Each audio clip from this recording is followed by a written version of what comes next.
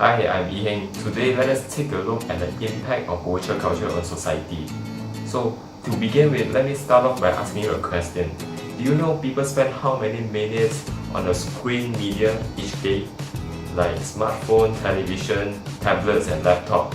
Research shows that an average person spends over 4 hours a day on their devices, just to say the least. People seem to terribly rely on their devices for the purpose of entertainment or information. Let's say we spend an average of 4 hours a day on our smartphone. What about in a week?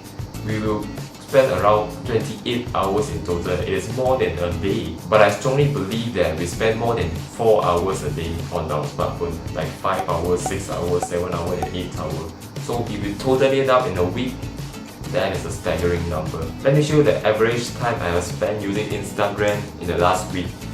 Like you can see right here, I hardly log into my Instagram last Tuesday, Wednesday and Thursday because I was busy with my club gathering night activity and the leadership project in our university.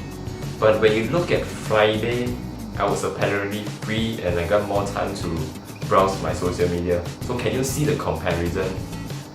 Instead of constantly checking our smartphone, why don't we make use of the time and do something else, something meaningful? The virtual culture has greatly impacted us on how we manage our time.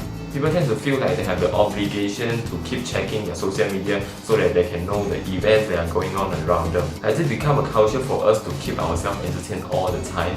Sometimes we feel like we are occupied with work and has got no time to rest and can't finish the work in time.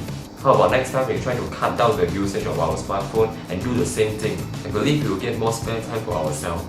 Other than that, I would say information overload is one of the significant impacts of virtual culture. Let's take YouTube for example.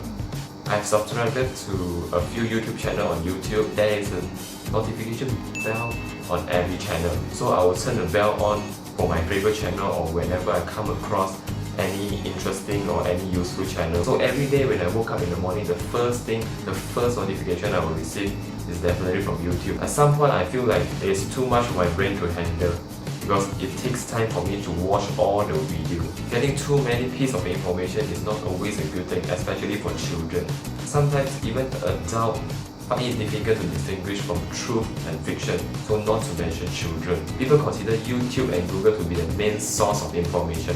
If they want to look for information, they go to Google. If they want to look for tutorial video, they go for YouTube.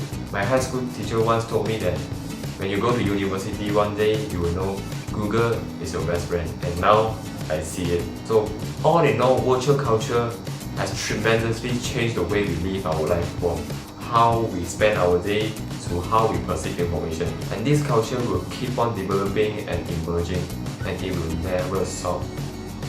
Thank you.